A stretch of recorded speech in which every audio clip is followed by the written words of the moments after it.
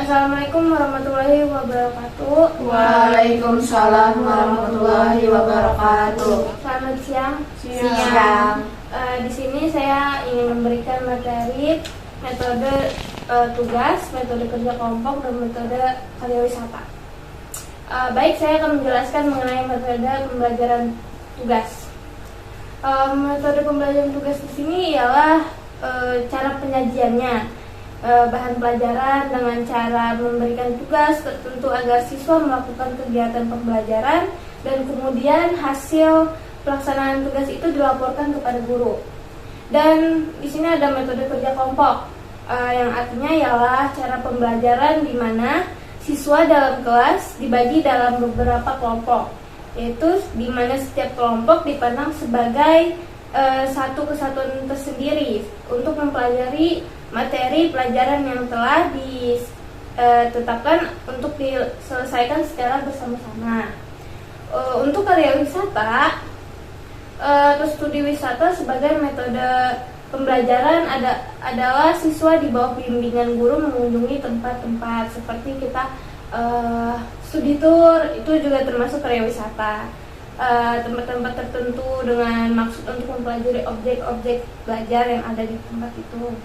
Baik, dari pembelajaran yang saya berikan, materi-materi yang saya berikan kepada kalian, saya akan memberikan kalian tugas. Tapi tugas ini secara berkelompok.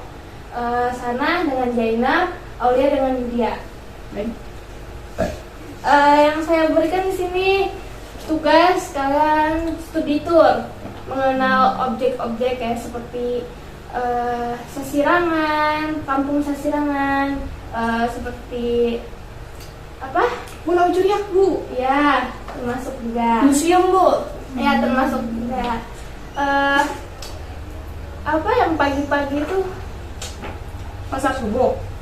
Yang Pasar Terotong. Pasar Terotong. Nah, itu termasuk juga. Kalian bisa membuat video, tapi sambil menjelaskan pasar terapung ini bagaimana, ini sejak kapan pasar terapung ini. Gitu.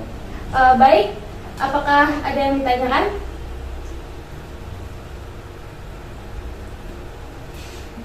Apakah ada yang ditanyakan? Bu, ingin bertanya, Ya. menurut Ibu metode apa sih yang paling efektif pada saat pandemik saat ini? Metode efektif pembelajaran. Iya.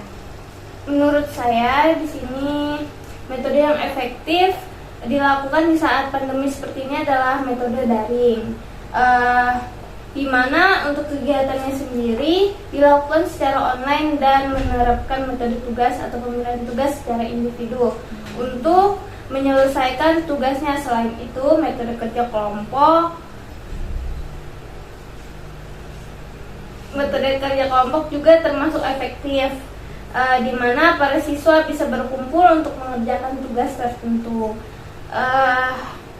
dan menghasilkan pemahaman materi dengan teman sebayanya.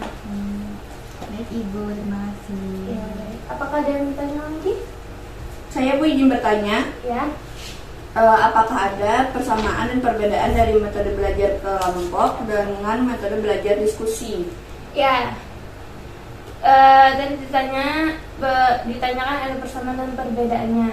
Iya. Persamaannya yaitu bisa saling berdiskusi atau memberikan pendapat yang kepada teman sebayanya. Perbedaannya yaitu kerja kelompok, lebih dominan diskusinya, lebih ke dalam tugas yang dikerjakan, sedangkan metode diskusi lebih membahas materi yang dijelaskan. Kita berdiskusi. Kalau kerja kelompok tuh diskusi sambil mengerjakan tugas, gitu. Dan guru sebagai penengah dari diskusi tersebut. Baik, apakah sudah jelas? Baik Bu, sangat jelas. Kita bertemu minggu depan. Baik, untuk tugas videonya, tugas kerja kelompok untuk kalian, kalian kerjakan sebaik-baiknya untuk penilaian UAS kalian. Oke, saya akhiri sampai sini. Wassalamualaikum warahmatullahi wabarakatuh. Waalaikumsalam warahmatullahi wabarakatuh.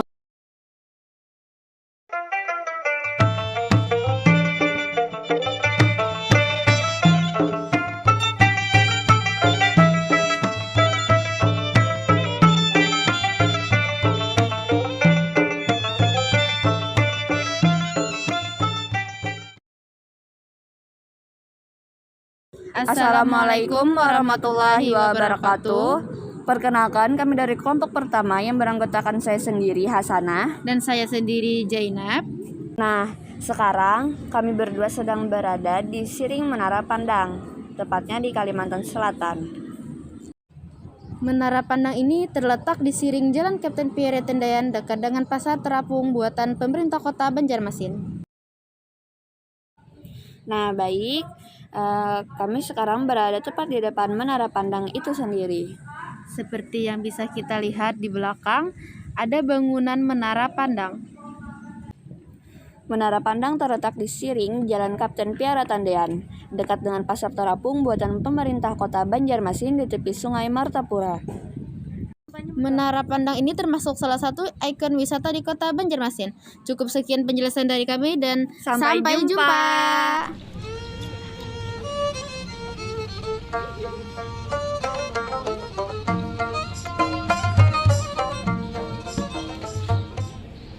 Assalamualaikum warahmatullahi wabarakatuh. Saya Yudi Ananda. Saya Audia. Di sini kami dari kelompok 2 ingin menyelesaikan tugas kelompok mengenai wisata yang ada di Banjarmasin. Yang seperti kita lihat, tepat di belakang kami ada rumah Ano 1925, merupakan bangunan rumah tradisional Banjar yang terdapat di Banjarmasin.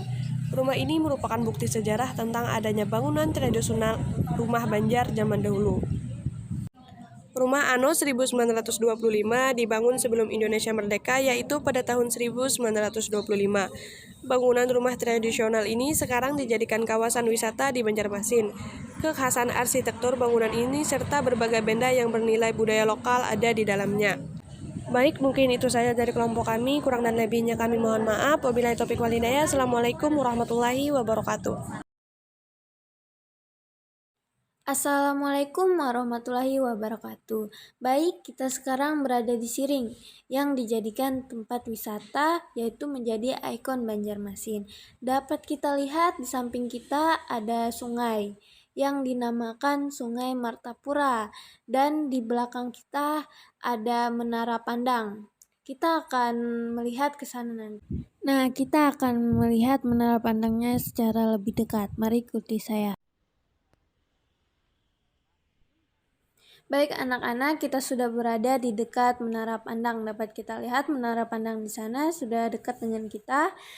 Di sini menjadi ikon utama di Banjarmasin. Dapat kita lihat di samping kita ada Terminal Klotok yang menjadi tempat wisata menyusuri Sungai Martapura. Nah, setelah ini kita akan melihat Menara Pandang lebih dekat. Mari ikuti saya.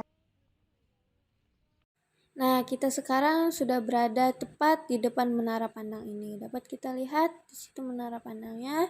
Nah, ada lantai atas menara yang bisa melihat pesona indah kota Banjarmasin.